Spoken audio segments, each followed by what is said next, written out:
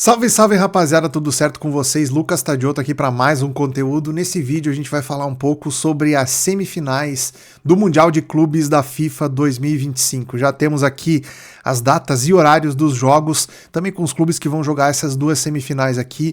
E eu vou falar um pouco sobre esses dois jogos que a gente vai ter na próxima terça e quarta-feiras, onde a gente vai definir os dois finalistas da competição aí desse Mundial de Clubes. Primeira edição desse campeonato aqui e tem sido um campeonato muito interessante. Quem está acompanhando junto comigo aqui nas lives, nos vídeos, nas análises, enfim, estamos trazendo uma cobertura muito bacana para esse Mundial de Clubes e espero que a gente consiga fazer um grande trabalho também nesses jogos de semifinal e obviamente na grande final também, que vai ser lá no dia 13 de julho, tá? Então vamos falar sobre esses dois jogos aqui. Começando com Fluminense e Chelsea, jogo que vai acontecer dia 8 de julho, terça-feira, às 16 horas, tá?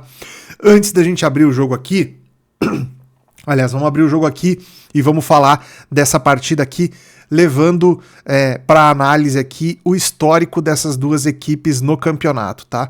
Vamos dar uma olhada aqui nessa competição, que adversários esses times enfrentaram para chegar nessa semifinal, tá? A gente teve aqui na fase de grupos o Fluminense enfrentando o Borussia Dortmund na sua estreia, empatou em 0-0, foi um bom jogo do Fluminense aqui já na sua estreia, né? Muita gente pensava que o Fluminense teria bastante dificuldade aqui nesse grupo, principalmente contra o Dortmund, que era a equipe mais forte aqui, né?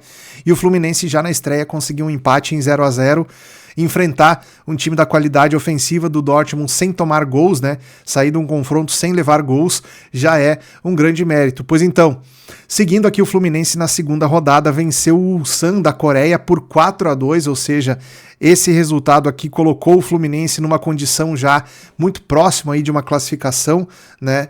Vencendo esse time coreano, o Fluminense foi aí a 4 gols de gols pró, né? O saldo de 2 e gols pró de 4, né? E depois, na última rodada, empatou com o Mamelodi Sundowns da África do Sul por 0-0 também. Então, tomou apenas 2 gols nessa fase de grupos aqui, enfrentando esses 3 adversários e se classificou nesse grupo na segunda colocação, né? Já que o Dortmund empatou uma e venceu as outras duas. Então o Dortmund passou em primeiro, o Fluminense passou em segundo. Passando em segundo, o Fluminense pegou o primeiro colocado do outro grupo, né? O Fluminense é do grupo C, pegou o primeiro colocado do grupo D, que era a Inter de Milão. Contra a Inter de Milão, o Fluminense fez um excelente jogo, venceu por 2-0, né? Saiu vencendo muito cedo no jogo, um gol a 3 minutos de jogo do Cano, e depois foi fazer o segundo gol lá nos acréscimos, já no finalzinho do jogo. Teve uma postura muito aguerrida, uma marcação muito competente, onde espelhou a equipe da Inter de Milão e conseguiu sair com resultado positivo, venceu o jogo e se classificou para a partida de quartas de final contra o Al Hilal, que tinha derrotado o Manchester City, né? Fluminense que, quando venceu a Libertadores naquela ocasião, no mesmo ano, foi disputar o Mundial de Clubes e perdeu a final de 4-0 para o Manchester City, né? Então a gente teve aí a possibilidade da gente reeditar esse confronto aí de final do Mundial, só que o Manchester City acabou não passando pelo Al Hilal, quem passou foi o time árabe, e aí a gente teve uma quartas de final sensacional aqui, um jogo muito bacana de Fluminense 2 Al Hilal 1, e o Fluminense passou para as semifinais, onde vai enfrentar o Chelsea. Então essa foi a trajetória do time brasileiro na fase de grupos. Já o time inglês, o time do Chelsea, na fase de grupos pegou um grupo também bastante complicado aqui.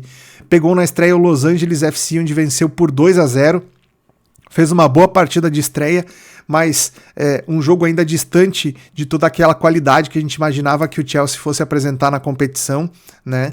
Na segunda partida pegou o Flamengo, saiu vencendo o Flamengo, tomou uma virada de 2-1 e depois teve um jogador expulso e acabou tomando o terceiro gol quando tentou sair para o jogo com um jogador a menos. Então aqui o Chelsea conheceu a sua primeira derrota no Mundial para um time bem preparado, que era a equipe do Flamengo, que acabou passando nesse grupo aqui como primeiro colocado, né? E Passando como primeiro colocado, o Flamengo deu azar de pegar o Bayern no outro grupo, né? O grupo que tinha ali Benfica, que tinha também o Benfica, né? Então o Flamengo acabou sendo eliminado nas oitavas. E o Chelsea, depois de ter pego o Flamengo aqui na fase de grupos ainda, pegou o Esperance da Tunísia. Então, mesmo com a derrota para o Flamengo, vencendo o Esperance da Tunísia por 3-0, o Chelsea conseguiu a sua classificação com 6 pontos nesse grupo aqui, atrás apenas do Flamengo, que somou 7 pontos aqui, né? Depois a gente teve um confronto do Chelsea, que era segundo colocado do seu grupo, contra o primeiro colocado do grupo do Benfica e Bayern, né? E passou o Benfica em primeiro lugar. O Benfica venceu o Bayern na fase de grupos e passou em primeiro lugar. Enfrentou o Chelsea e a gente viu aqui sim o time do Chelsea fazendo sua grande apresentação nesse Mundial de Clubes. Venceu o Benfica por 4-1. É claro, teve uma expulsão aqui do time português que facilitou bastante o trabalho do Chelsea nessa partida, mas mesmo quando o jogo era 11 contra 11, a gente viu a equipe do Chelsea sendo muito superior ao time do Benfica, tendo muito mais volume de jogo, posse de bola, e assim o Chelsea se classificou para as quartas de final, onde foi enfrentar o Palmeiras, que havia derrotado o Botafogo nas oitavas. Palmeiras que até então tinha feito uma campanha muito bacana também nesse Mundial de Clubes, e quando foi enfrentar o Chelsea, né, a gente viu um jogo bem parelho até inclusive, né, muita gente achava que o Chelsea iria ser extremamente mais favorito do que a equipe do Palmeiras. Na verdade, o favoritismo do Chelsea existiu, mas não foi um favoritismo exacerbado dentro de campo. A gente viu aí um comportamento bastante competitivo até da equipe do Palmeiras contra o Chelsea aqui, mas no segundo tempo a equipe inglesa conseguiu fazer o seu segundo gol aqui, também numa falha defensiva do time do Palmeiras, e com esse 2-1 acabou classificando e vai pegar agora o Fluminense na semifinal. Então temos aí a trajetória da equipe do Chelsea também para chegar nesse confronto. O que a gente pode levar de interessante da trajetória das duas trajetórias aqui dessas equipes para chegarem até a decisão, né? No caso do Fluminense, a gente teve uma equipe aí que enfrentou na fase de grupos um time europeu que era considerado franco favorito e conseguiu ter um resultado de empate, né? Nas oitavas de final enfrentou um outro time europeu, a Inter de Milão, vice-campeão da Champions League, ainda mais favorito do que contra o Borussia Dortmund, e acabou conseguindo um resultado muito bacana aí de vitória, né? Nas quartas de final pegou o Al Hilal também, que era favorito contra o Fluminense, não tão favorito quanto o Dortmund foi na estreia e quanto a Inter de Milão foi nas oitavas, mas ainda assim o Fluminense era considerado zebra nesse jogo contra o Al Hilal, fez uma grande partida e acabou classificando também, né? Então, ao longo dessa trajetória, a gente viu o Fluminense criando casca, criando moral aí na competição, ao contrário do Chelsea, que teve o seu grande jogo, né, nas oitavas de final contra o Benfica, né, quando chegou contra o Palmeiras, o Chelsea naturalmente era mais favorito do que o Palmeiras e cumpriu esse favoritismo, né? Então a gente tem aqui o time brasileiro envolto numa moral, numa confiança muito grande, coisa que o time do Chelsea ainda vai sentir uma certa oscilação aí, né? Um destaque que a gente deve pontuar aqui na equipe do Chelsea é a chegada do João Pedro, brasileiro que era centroavante do Brighton e foi comprado pelo Chelsea justamente já para estrear nesse Mundial. Então o jogador estreou já nas quartas de final e provavelmente deve aparecer na equipe no jogo da semifinal, né? A gente tem aqui uma situação interessante do time do Chelsea, que foi a gente tem uma situação interessante aqui do time do Chelsea também, que é a mudança em algumas peças no setor ofensivo aqui, que a gente viu por força de cartão, né? Aqui no caso o Cole e o Delap são dois jogadores que estarão suspensos para esse jogo contra o Fluminense, e o Fluminense também tem 2 titulares fora, o Martinelli e o Freitas, 2 jogadores que foram titulares em todos os jogos do Fluminense aqui, que não vão poder atuar nesse jogo por cartões, né? A tendência é que o Fluminense vá com um 3-5-2, muito parecido com o que foi no último jogo, né? Apostando aí na figura do Herman Cano e do John Arias, né? Esses 2 jogadores aí devem ser as principais peças do setor ofensivo do time do Fluminense. Os dois vêm fazendo um grande mundial, mas em especial o Arias vem sendo o jogador de maior destaque aqui nessa equipe do Fluminense por enquanto, e o Nonato ali pelo meio fazendo um papel de meia armador ali, de camisa 10, ocupando o espaço, pegando o volante adversário na saída, tem feito bastante diferença no que diz respeito ao volume de marcação do Fluminense no campo de ataque, tá? Então a gente pode ver esse time aqui dando uma resposta muito interessante, marcando a saída de jogo do Chelsea, né? Como eu falei para vocês aqui, o João Pedro deve pintar como titular nessa equipe, né? Caicedo de volta para o time, estava fora por suspensão também na última rodada, então é um jogador de fundamental importância também ao lado do Enzo Fernandes ali, então a gente deve ver um confronto muito interessante em relação ao volume de jogo das equipes aqui. Muito provavelmente a gente deve ter aqui uma janela de tempo interessante para operar em lei ao Fluminense, tá? Embora a gente já tenha visto em outros jogos aqui, como foi nas quartas de final e nas oitavas de final, o Fluminense dando pouca leitura para a gente fazer esse lei a eles, mas aqui a gente tem um contexto também de um desgaste maior da equipe, né, e que podemos esperar aí a possibilidade de termos essa oportunidade aí de lei Fluminense ao longo do jogo, tá? A gente sabe que o mercado pesa muito a odd das equipes inglesas e não deve ser diferente dessa vez. A gente deve ter uma liquidez muito grande a favor da equipe do Chelsea, levando só em consideração o peso da camisa, né, o favoritismo da equipe inglesa aqui. Então, se a gente for trabalhar em alguma coisa a favor do Fluminense ou contra o Chelsea, a gente vai estar posicionado contra o fluxo do mercado aqui. Obviamente vai depender bastante do que a gente for ver a nível de leitura de jogo, tá? Mas eu acredito que a gente pode ter sim uma janela de tempo interessante para operarmos em lei ao Fluminense. Mercado de gols é a segunda boa alternativa que a gente tem nesse jogo, tá? Então, recomendo que vocês fiquem atentos também para o mercado de over. Lembrando sempre, todas as estratégias no ao vivo que eu costumo executar, eu trabalho com a Betfair, tá? Então, vou deixar aqui na descrição do vídeo o link da Betfair. Se você não tem conta, recomendo muito você criar. É a maior bolsa esportiva do mundo e tem aí a possibilidade de você trabalhar ao vivo, realizando o cash out mais justo possível, que é numa bolsa esportiva através da Betfair. Então, se você não tem uma conta na Betfair, cria sua conta através do link que está aqui na descrição do vídeo. Perfeito? Bom, falamos então de Fluminense e Chelsea. Vamos falar um pouco do jogo da quarta-feira, tá? O jogo que a gente tem no dia 9 de julho, vamos aumentar aqui pra gente ver, PSG e Real Madrid. Vamos ver o caminho dessas duas equipes até chegarem nesta semifinal. Tivemos aqui o PSG enfrentando na fase de grupos o Atlético de Madrid na estreia, goleou por 4-0. Teve aqui também uma expulsão para a equipe do Atlético de Madrid, mas mesmo antes desse cartão vermelho a gente já via um domínio muito grande da equipe do PSG. Aqui a gente pode ver no gráfico, ó. O PSG foi senhor das ações dentro do jogo durante praticamente os 90 minutos, né? Teve um que outra escapada aqui da equipe do Atlético de Madrid, né? Mas o jogo estava 2-0 e podia ser 3 ou 4 já antes da expulsão. Aqui a expulsão veio por volta dos 35 do segundo tempo e a partir daqui depois o PSG ainda fez mais 2 gols. Então estreou com muita autoridade contra um adversário que era considerado um dos times para brigar também, para chegar mais longe aí nessa competição, a equipe do Atlético de Madrid, do Diego Simeone, né?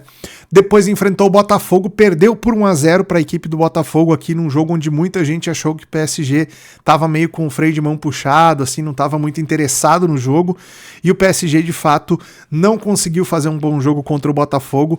Méritos aqui também da equipe brasileira, tá? O Botafogo fez um grande jogo nesse confronto aqui, acabou derrotando o PSG, resultado esse que fez com que o Botafogo passasse nessa fase de grupos aqui na segunda colocação. classificação, né? Depois enfrentou o Palmeiras, que foi o primeiro colocado do grupo A, né? E a gente viu aqui o PSG vencendo o Seattle na última rodada por 2-0, e graças a essa goleada contra o Atlético de Madrid aqui, que lhe deu um saldo de 4 gols já na primeira partida, depois, vencendo o Seattle por 2-0, o PSG passou na primeira colocação do grupo e enfrentou o Inter Miami, segundo colocado do grupo A, nas oitavas de final, onde também goleou por 4-0, outro jogo, outra exibição de alto nível do PSG. A partir daqui a gente viu o time praticamente com erro zero nessa competição, né? A equipe do PSG que vem aí do título da Liga Francesa, o título da Copa da França, o título da Champions League, e vem faminto aí para mais um título na temporada, que seria esse Mundial inédito aqui que o PSG também não tem, né? Vai passando da Inter Miami, então o PSG enfrenta o Bayern de Munique, e aqui um ponto interessante, tá? A gente teve o PSG vencendo por 1-0, não necessariamente jogando melhor futebol que o Bayern. Teve alguns momentos aqui que o Bayern foi melhor que o PSG ao longo do jogo, mas não conseguiu criar chances o suficiente aqui para fazer o gol. Até criou chances, né? O goleiro do PSG foi bem demais nesse confronto aqui também, isso é um ponto muito importante, né? O Donnarumma cresceu muito nessa decisão aqui, e a equipe do PSG defensivamente mostrou muita maturidade também, né? No segundo tempo, depois do gol, a gente teve um cartão vermelho pro PSG, depois outro cartão vermelho pro PSG, o time ficou com 2 jogadores a menos, e quando o Bayern foi para cima com tudo para tentar empatar o jogo, o PSG num contra-ataque fez o 2-0 e garantiu a classificação aqui num jogo muito interessante também, né? Então, devemos levar em conta o que o PSG produziu contra grandes equipes do futebol europeu aqui, que eram candidatas a chegar na disputa pelo título também, como o Bayern, como o Atlético de Madrid, tá? Então esse registro aí a gente precisa guardar aqui, porque vai ser importante nesse contexto do jogo contra o Real Madrid, que também é outro candidato ao título, tá? A gente vai olhar um pouco aqui a trajetória do Real Madrid. O time empatou na estreia com o Al Hilal, que foi quem passou junto com o Real Madrid na fase de grupos, né? Então os dois empataram em 1-1. Depois a gente teve o Real Madrid vencendo o Pachuca do México por 3-1 e jogou com um jogador a menos aqui também praticamente o jogo todo, né? Teve uma expulsão aqui com 7 ou 8 minutos do primeiro tempo, e depois o Real Madrid se segurou com um jogador a menos, fez 3 gols e acabou tomando um gol no final do Pachuca ainda, mas foi uma grande atuação do Real Madrid. Passando aqui do Pachuca, depois teve o Red Bull Salzburg pela frente, onde o Real Madrid também meteu 3-0 aqui. Então, mesmo tendo empatado na estreia do grupo, né, depois, ao longo do restante da fase de grupos, aí o Real Madrid mostrou todo o seu poderio ofensivo aí e venceu fazendo 6 gols em 2 jogos aí, tomando apenas 1, né? Os cartões vermelhos aí cumpriram suspensão e os jogadores voltaram. A gente tem aqui no Real Madrid também a questão do Mbappé, que não jogou essas primeiras partidas, ficou disponível aí para atuar pela Juventus na fase de mata-mata, né? Então nas oitavas de final o Real Madrid pegou a Juventus aqui, venceu por 1-0, um jogo onde a Juventus até levou perigo ali, mas o Real Madrid teve também uma maturidade defensiva muito interessante. O goleiro do Real Madrid teve uma atuação muito fora da curva também nesse jogo. A equipe do Real Madrid mostrou uma maturidade que não é comum para um time que trocou de treinador recentemente, né? Jogadores muito interessantes aparecendo aí também, como é o caso do Gonçalo Garcia, jogador aqui que assumiu a titularidade aqui na vaga do Mbappé, né, tendo Endrick e Mbappé machucados. O Gonçalo Garcia apareceu aí e fez atuações muito interessantes nesse Mundial e também fazendo gols importantes, né? Venceu aqui o Real Madrid por 1-0 então contra a Juventus e foi para as quartas de final contra o Borussia Dortmund, onde fez outro bom jogo a equipe do Real Madrid, que abriu 2-0 no primeiro tempo. Dava pinta, inclusive, de que o Real Madrid iria golear esse jogo. O time começou a cadenciar um pouco mais o jogo, né? No finalzinho do segundo tempo aqui a gente teve 3 gols, um do Real Madrid e 2 do Borussia Dortmund, sendo que no último lance do jogo o goleiro do Real Madrid fez uma defesaça milagrosa e salvou o Real Madrid de ir para a prorrogação nesse jogo aqui, porque o Dortmund iria empatar naquele lance, né? E o goleiro do Real Madrid teve uma intervenção assim brilhante que garantiu a vaga do time na semifinal. Então a gente já vai ter na semifinal aqui Real Madrid e PSG. O que a gente pode levar em consideração para esse jogo aqui?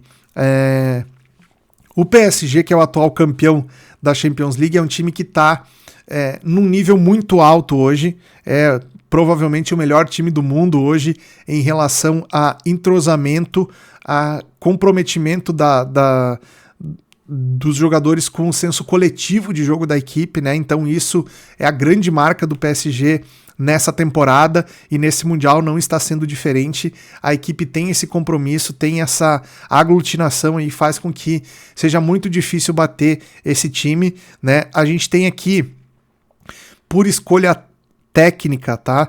O Dembélé não tá começando os jogos do PSG, quem tá começando é o Barcola. Então a gente tem aqui o Kvaratskhelia de um lado, o Barcola do outro, e o Désiré Doué fazendo aqui a função de centroavante, né? O Dembélé, quando entra, quase sempre entra pelo lado aqui também, então não mexe muito nessa estrutura, mas a gente ainda tem aqui, por exemplo, o Gonçalo Ramos, que pode fazer essa função de centroavante mais fixo aqui, tem uma outra característica, né? Mas a equipe do PSG como um todo aqui é uma equipe muito sólida, muito compacta. A gente vai ter aqui a ausência do zagueiro, né, o Lucas Hernandes aqui, que está suspenso por cartão vermelho, né? Então vai jogar o Beraldo aqui no miolo da zaga. Essa pode ser a principal ausência aqui na equipe do PSG para esse confronto contra o Real Madrid. O Real Madrid não vai ter o Yujisen aqui, que está suspenso também, né? Suspenso por cartão vermelho, mas a gente deve ter aqui o Gonçalo Garcia, que eu falei, começando o jogo ainda, o Mbappé na reserva, né? Arda Güler, Tchouaméni e Valverde fazendo essa trinca de meio-campistas aqui, e o Bellingham um pouco mais adiantado, fazendo a função de camisa 10 aqui do time, né? Função que até pouco tempo atrás era ocupada pelo Modric aqui, né? Então o Modric, que jogava um pouco mais solto aqui, não aparece entre os titulares, mas já vinha sendo assim já há algum tempo na equipe do Real Madrid, né? Acredito que não teremos grandes mudanças em relação ao que vinha aparecendo aqui das escalações do Real Madrid. Um confronto muito interessante aqui, onde eu não cravaria também um favorito aqui para a gente trabalhar a favor dele ou contra o time pior em campo nesse confronto aqui. Acho que é muito perigoso a gente tentar tomar qualquer posição de match odds aqui, levando em consideração que os momentos de superioridade das duas equipes aqui vão se alternar bastante, tá? Então, para mim, o primeiro cenário aqui que a gente tem a possibilidade de extrair bastante valor aqui é no mercado de over goals. Tá? Temos a linha do over 2,5 a 1,57, está sim bastante amassado, mas é uma expectativa do mercado que faz sentido, ao ponto que a gente tem aqui 2 dos melhores ataques do mundo aqui se enfrentando nessa competição, né? Sobretudo se a gente tiver no segundo tempo o Mbappé entrando aqui. A gente já tem visto nos jogos aí onde o Mbappé entra no segundo tempo, o mercado dando aquela segurada assim, e o over também tomando aquela pancada, né? As odds do mercado de gols sentindo bastante, se movimentando bastante aí com a entrada do Mbappé no segundo tempo, né? Então é bem provável que a gente tenha essa situação se repetindo para esse jogo aqui, né? Acredito que vai ser um jogo muito interessante para trabalharmos mercado de gols tanto no primeiro tempo quanto no segundo tempo também, e deixar aí o mercado de match odds para uma possível situação de leitura no ao vivo, que a gente tem daqui a pouco uma das equipes aí saindo na frente e se protegendo mais, dando mais a bola para o adversário. Isso sim pode acontecer e a gente pode ter um cenário então para poder entrar no match odds aqui em lei a qualquer uma dessas equipes, tá? Lembrando para vocês que eu vou fazer live nos 2 jogos, então ali uns 15 minutos antes do jogo começar, eu já vou estar ao vivo para a gente trabalhar essas 2 partidas aqui. Terça-feira, 16 horas e quarta-feira, 16 horas. Espero a companhia de vocês para a gente fazer esses jogos juntos aqui, então, e tentar buscar as melhores oportunidades aqui nessas partidas, beleza? Um grande abraço, lembrando sempre, apostas é para maior de 18 anos. Aposte sempre com responsabilidade. Valeu? Um grande abraço, nos vemos no próximo conteúdo. Até lá.